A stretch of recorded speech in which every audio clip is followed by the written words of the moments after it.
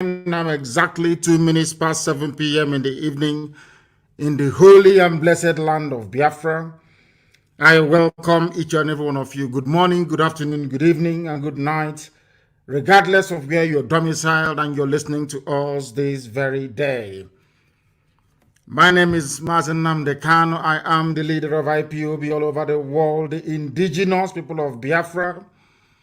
I am the director of Radio Biafra and Biafra Television, and by the grace, very special grace of the Most High, Elohim Adonai El Shaddai, a servant of the wonderful people of Biafra. And as always, every outstanding protocol being observed, I urge you, please, around you, participate, even though they may be far from you. If you have an internet-enabled device, you should be able to listen to us. If you have a functioning transistor radio that has the FM dial on it in parts of Biafra land and some parts of Oduduwa and the rest of the zoo, you must also be able to listen to us. We are on satellite. We are on IPOB Community Radio app. We are on Radio Biafra. We are on TuneIn. We are on Simple Radio. We are on... Just name it, we are there. We are also on YouTube, University of Radio Biafra. We are on Twitter. We are also on Instagram. People now prefer to listen to us via Instagram. A lot of people are flocking to that very platform. If you have not opened an Instagram account, try and do so. If you have not opened a Twitter account, try and do so, because we are also simulcasting on Twitter this very evening. If you go to my Twitter handle at Mazi Nnamdi Kanu, we are there live. If you also go to Instagram at Mazi Nnamdi Kanu _official, we are also there live and direct.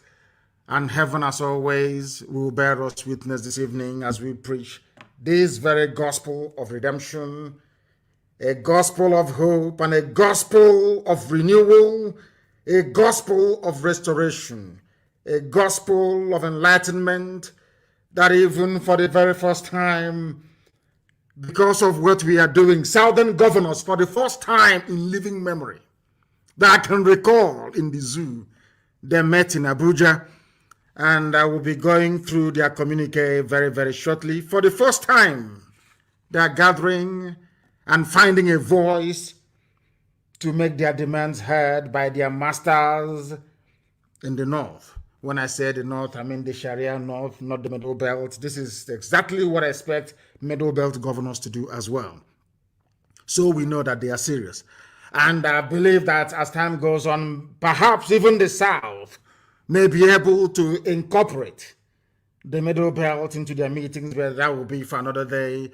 This very evening, we are going to pray as we are accustomed to doing here. We are going to hand over our proceedings very, very briefly and concisely to the Most High Elohim in heaven. We must pray. Chukwu okike abịa mapụrụ m ihe niile, onye na-adị nsọ mgbe niile ebighị ebi, onye anyị na-efe wee na-asọpụrụ mgbe niile. Anyị na-ebuli olu anyị niile elu ebe ihe nọ n'ụwa niile, nna nke ebere, wee na-aja gị mma, wee na-eto gị, wee na-agọzi gị. Onye dị nsọ mgbe niile ebighị ebi, onye ime eluigwe, onye ọ bụ naanị ya na-achị, onye ọ bụ naanị ya nọ n'oche eze elu ụwa wee bụrụ ebe ntụkwasị ụkwụ ya. Anyị na-arịọ gị, anyị na-aja gị mma, anyị na-eto gị, na-asị gị, ezi nna pụrụ ime ihe niile, biko nye ụmụ gị ezi echiche na amamihe, nye ha akọ ma nyekwa ha uche, tinye ha n'ime mmụọ ha mmasị nke ụmụnne, n'ihi na mgbe niile na nwanne na-aka enyi. Ka anyị were ịhụnanya,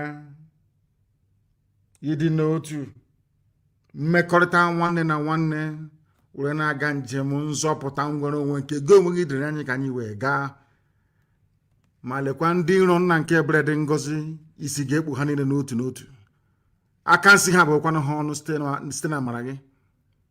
Ịgba okwu na anyị ume ezi nna dị ngọzi. N'ihi na ọ ga-amasị anyị gụrụ mgbe bịa anyị wee too gị, gọzie aha nsọ gị n'ihe ọma nke ị na-eme n'ime ndụ anyị. Anyị wee na-asị na onweghị chi dị ka gị. Onweghị onye ọbụla kere eluigwe n'ụwa ma ọ ewezuga gị nna nke igwe. Ma o nweghị ihe ọzọ ị ga-eji wee hụ anyị n'anya wee karịsịchaa anyị anaghị efe arụsị. Ọ bụ naanị gị bụ Chineke nna nke usu niile nke ndị agha ka anyị na-akpụ isi ala anya. Ya metụ gị n'obi nna ndị nsọ na anyị bụ ụmụ gị. Ya metụ gị n'obi na ala Biafra bụ ala nke gị. Ya metụ gị n'obi onye nwe anyị na Chineke nna ka ị wee lekọtakwa Izrel ka isi elekọta ya na mgbe agbanyeghị atụmatụ ụjọ niile nke ndị iro.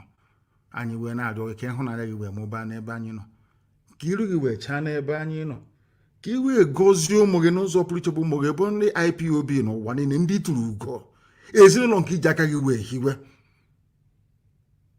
Ka ọ ga-abụ na ikpete m azụ site n'ihe ịrịba ama nke gị ga-eme n'ime ndụ anyị, ụwa niile ga-asị n'ezie na ndị dị etu a bụ ụmụ Chineke. Anyị wee na-arịọ gị ezi nna bi n'igwe ka ị wee nara otuto, nsọpụrụ, ịja mma, mbuli elu na ikpe isi ala ugbu a na mgbe niile ebighị ebi. Ka anyị na-arịọ gị ise. Thank you very much. Some of you have corrected. Did I say Abuja? It was in Ahaba. They met in Ahaba, not even Asaba. Ahaba. As we have Ahabimenyi as well. Across Urimuni Obaro, that some of you call, or should I say the white man named River Niger. We are here to preach this very gospel. This very news broke very, very late. It wasn't my intention to cover it, but we are going to dwell on it very, very briefly before we proceed to the rest of the items we have for you this evening. For the very first time in living memory, the Southern governors met in Ahaba. The real name is Ahaba, A-H-A-B-A, not Asaba. They met in Ahaba under the auspices of governors of Southern Nigeria. This is the first time I don't know if they have ever met before. If they have met, please try and enlighten me. I'm not sure they have ever met before. And why did they meet? Because of the raging agitation in Biafra land and also in Oduduwa land. That was why they met. For people, there are some people that will be saying, oh, what? I'm sure that nobody is even talking about what have they achieved, what have they done. But I just want to remind you, should anybody ask you tomorrow morning what you have contributed towards the advancement of the betterment of the lives of the people on the ground, you say to them, courtesy of what I have been doing, the Southern governors have now met for the very first time. And I don't know if some of you read the article in Guardian earlier today. Guardian is even carried it. Do you know that there was a particular governor from so-called South that did not want to come? Do you know that Fulani Janjaweed gave one particular governor, Bog, the listening device, to enter into the meeting with? And I'm sure that you people have guessed right. You know who that very individual is. Darling Mrs. Anyway, but love is good. We'll get to that later on.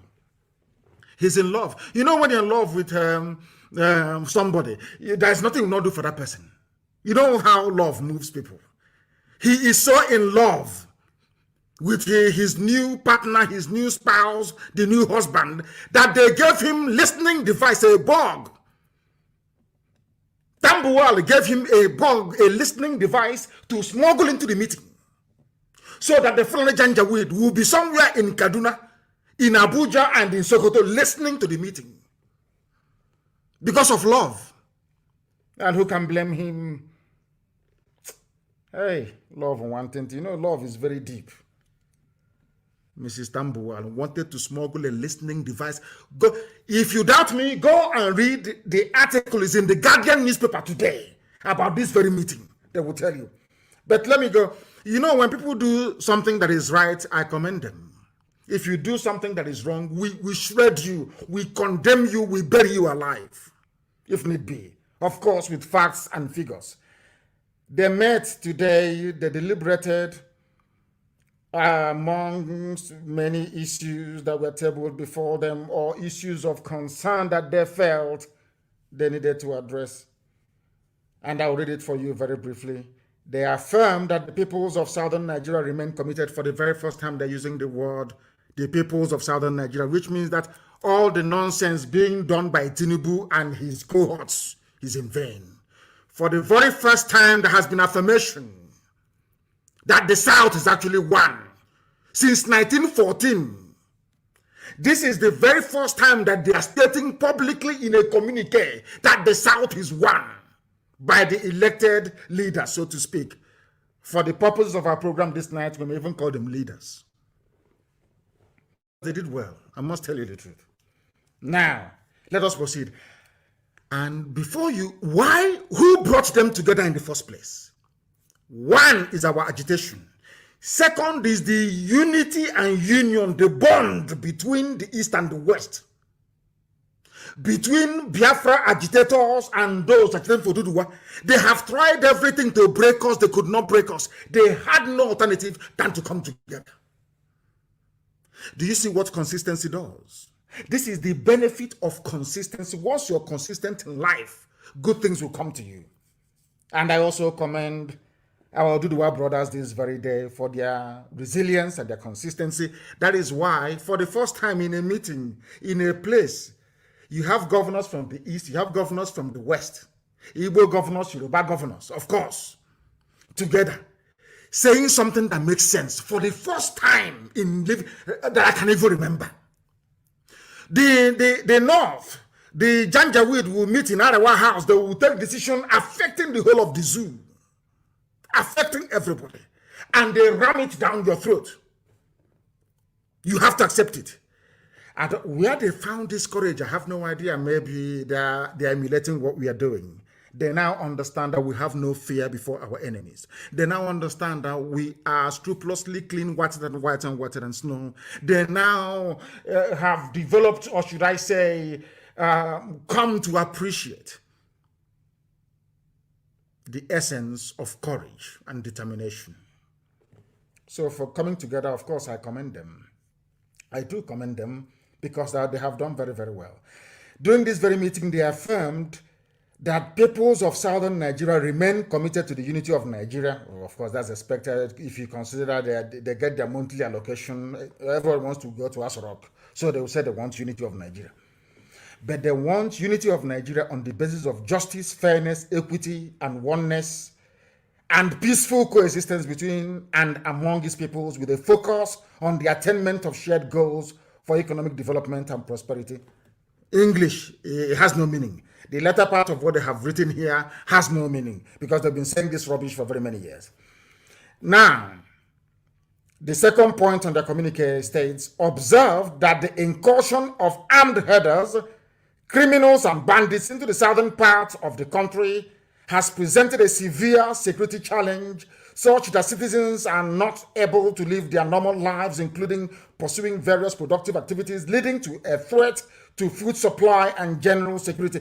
Basically, they are warning Fulani, Janjaweed, terrorist headsmen, short for Mieti Allah.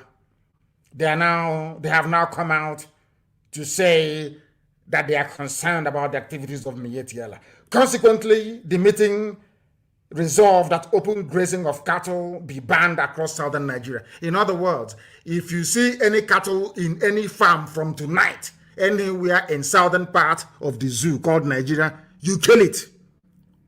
You are enforcing the law made, or should I say a directive, executive order made by those that you claim you voted for to look after your affairs.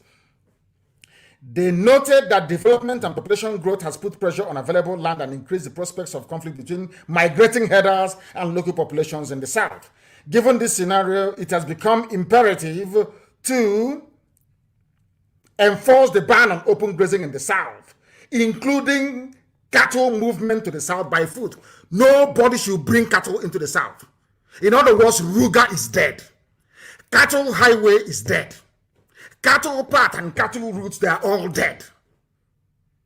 From what they deliberated and came to conclusion to this very day in Ahaba, they concluded that anywhere you see Miet Yala with their cattle on foot inside your farm or anywhere, of course, in the East, we call Eastern Security Network, and we treat them the way we have been treating them.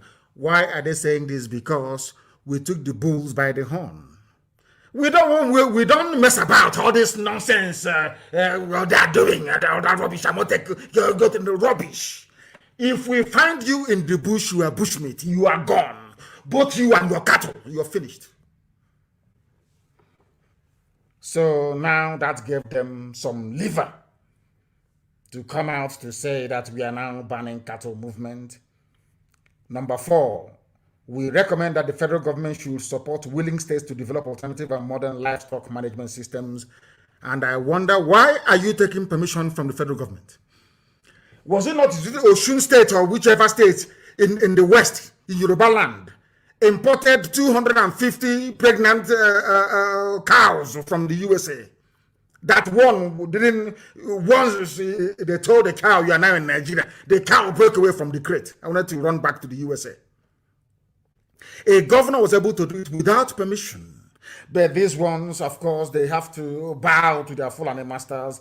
They are taking permission from the Fulani, their Fulani Janjaweed, as if to say that cattle herding, or should I say animal husbandry or dairy products is the exclusive preserve of Miet Yala. That is why you're going to the government to go and look for excuse to start your own cattle ranch in your states.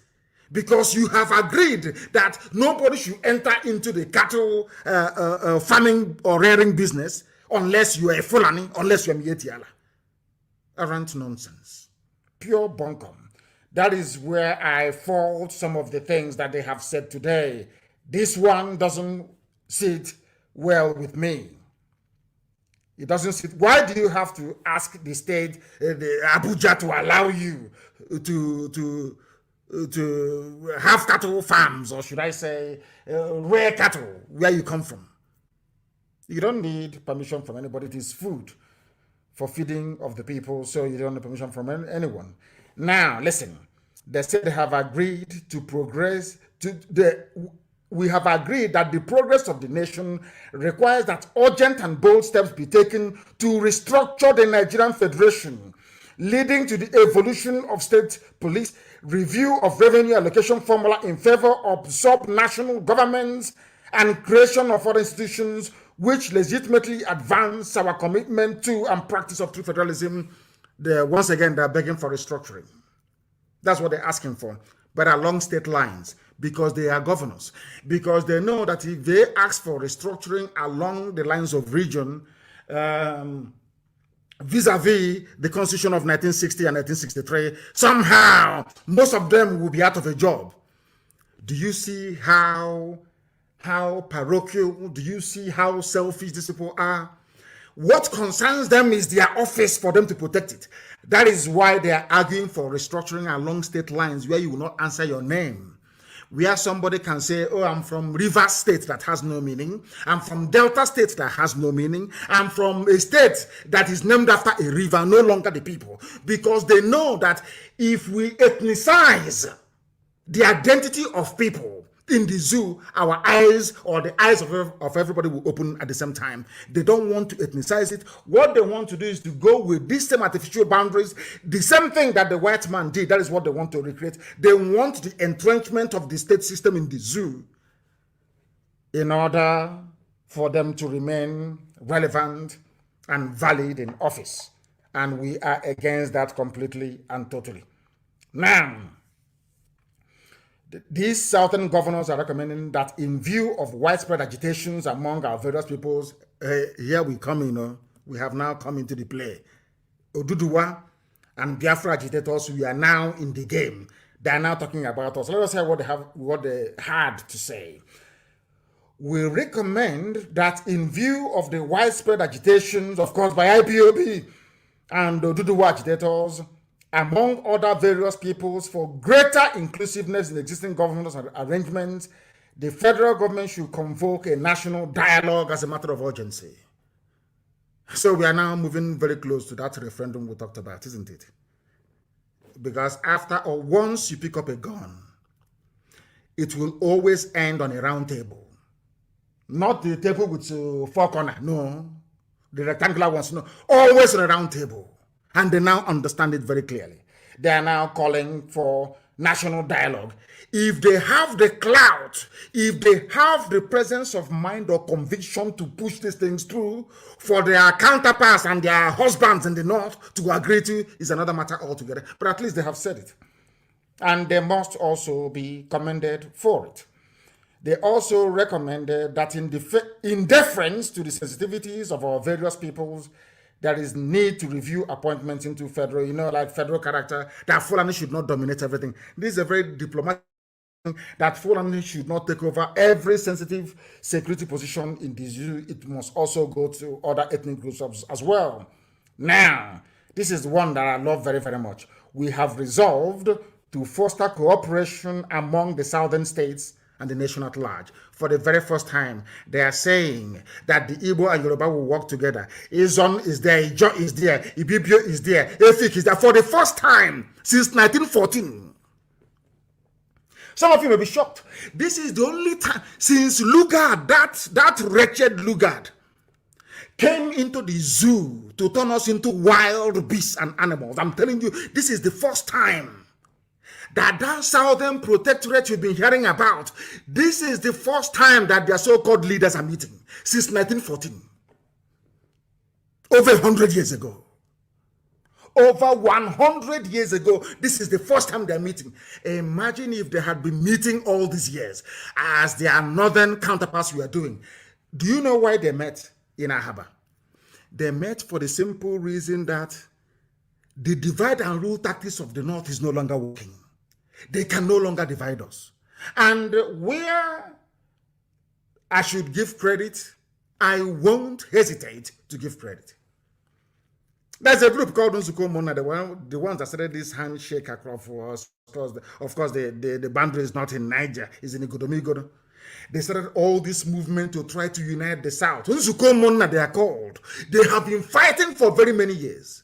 And I also give them credit because this is as a result of what they have been fighting for over the years. What Biafra and Oduduwa agitators did was to give impetus to this very thinking. That is why we are where we are today. For the first time since 1914, over a century ago, over 100 years ago, the leaders of the South are meeting to discuss something, should I say, issues of common interest. They have resolved now to cooperate. Let it not be that when your husband calls you now from the north, you start panicking and saying, I'm not part of it. I'm from the southeast. I'm from south. I'm from southwest. Once you maintain that united front, you are impregnable. Even if one stupid governor may be responding to what the husband is requesting from the north, once you are united and you're very, very strong, the Janjaweed will bow to you. These are the things you must understand and have that in mind. Now, they have expressed concern. This is where they now come to Radio Biafra. I want you to understand that this meeting today in Ahava is all about those that want freedom. And what we have been preaching on Radio Biafra for very many years, now it is sinking in. They pretend they don't listen, but everybody listens to what we have to say on this noble platform. I mean, absolutely everybody. They listen to us. And we are winning this very war of ideology and war of philosophy. Why am I saying this? The governors expressed concern on the continued gridlock on Oshodi-Apapa Expressway, which we have been talking about now for years, and the chokehold it has exerted on the nation's economy, being the sole outlet from Apapa Wharf. The meeting therefore recommended the activation and establishment of ports in other states of the Federation to create new jobs and promote socioeconomic activities in the country. What I have been preaching for very many years, isn't it? When somebody, I was in the dungeon in DSS, somebody came to me and asked me, what would you like to see done? And I said to them that you must open the seaport in Warren, open the seaport in Iguacha that the white man named Port Harcourt, open the seaport in Calabar, and allow Onitsha River Port to function. In fact, you can even go as far as building another one in Lokoja as well. I wrote these things down and I gave it to the federal government of Nigeria. When the Eastern governors called us for a meeting, I went to Eastern governors and I gave them the same thing. I never asked them for any money. I didn't ask them for anything. I didn't ask them to make my life better, to buy me a helicopter, or to buy me a private jet, or to open an account for me in the Cayman Islands, stuffed with dollars. No, I asked them, I said to them that our people need employment. I said to them, go, the railways they're building in Nigeria today was my recommendation when I was in detention. I said to them, I'll give you this sound economic advice for free. But of course, they misused it. I said to them, if you go to everything I've been preaching for the past, I don't know if it's 7 or 8 years, it is there. Now, for the first time, they have agreed. They have come together to agree that Warri Seaport should be opened. Calabar Seaport should be opened. Iguacha, that they call Port Harcourt Seaport, should be opened as well. Now, do you understand it? Or I want all the intellectuals to understand how far we have gone. We always win. I said to all of you, in the end, we win. Just remain consistent. Do not waver. Do not move to the right or to the left. Remain where you are on the path of truth, justice, and honesty. Eventually, your ideas will prevail. And today it has prevailed. They are now asking for the creation of jobs and the promotion of socio-economic activities in the southern part of the damnable Zoological Republic. The meeting expressed concern on the economic implications of another lockdown on the country. Now they know. They now know. This is what I wanted to talk about this evening. Before this very news or communique was issued by the governors of the South, they are locking everybody down to stifle the economy, to move, harden the terrorists into the South, to commence the final onslaught, the final phase of the Islamization agenda of the Sokoto Caliphate. It's nothing to do with COVID. Absolutely nothing to do with COVID. They want to bring these people down to our land to commence the final onslaught before 2022, when they had hoped to overrun every inch of territory in the South on their path to the full Islamization of the damnable contraption we know as Nigeria. They do not want another lockdown, and therefore suggested greater coordination and cooperation between federal and state governments in evolving strategies for dealing with the pandemic. In other words, no, Yusuf Abubakar Mohammed cannot sit in Aso Rock anymore and issue directives saying, oh, we're in a lockdown. And what stupid lockdown? The Fulanis are using it to stifle us. Whereas the borders are open in the north. Oh. They can bring in rice, they can export cement, they can cooperate with their Niger Republic brothers and sisters and cousins. But in the South, they say no movement, lockdown. They want to stifle us economically, because if you don't have money, there is no way you can lobby the world, there is no way you can buy weapons, there is no way you can exert any measure of influence. They want to be the ones handling the money alone. That is what they are planning to do. But I'm glad that the 7 governors have come to their senses, or have realized that eventually, or at last, they must rise up to say something about this stupid, ridiculous lockdown that the Janjaweed Caliphate is proposing.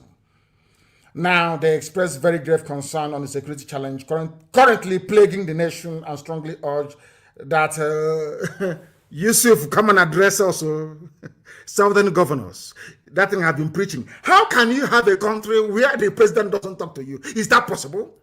Because they know we are waiting with our Uniokomita. We are waiting for them. Once that idiot comes out to speak, we will dissect, we will analyze, and they understand it. They do not want to put themselves to shame.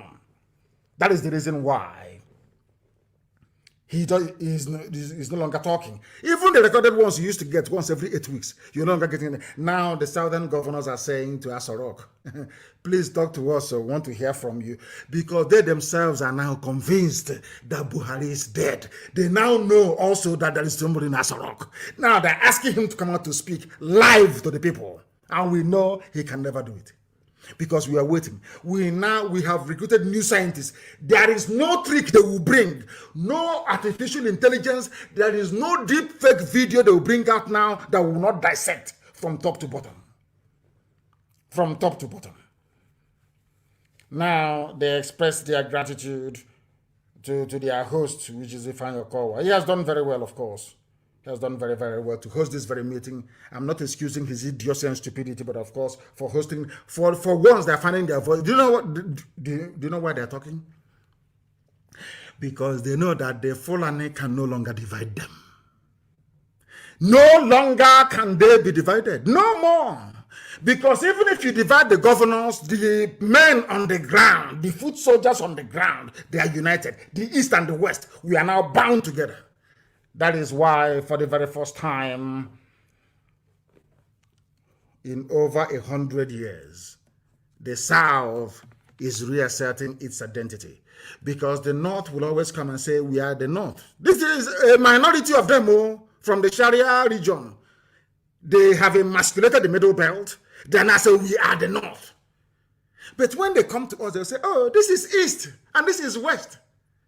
They divided Nigeria into three to suit them. The North, the East, and the West. When they come as the North, they come as one block, one effective, dominant block. This one is playing his own corner, West, and this one East. Now, East and West have come together. Let the war begin. That was what they did, and I must commend them, those that attended. I must commend all of them that went there. But I'm sure that, let me see if Mrs. was there. Mrs., where are you? I'm looking at the names of those that signed. Oh, Mrs. came. She came as well. Because when he's with Tambuwal, he's a she. Then when he comes out to snort cocaine and be talking rubbish, is a he. So the he, she, or she, he was there as well. Now we must preach.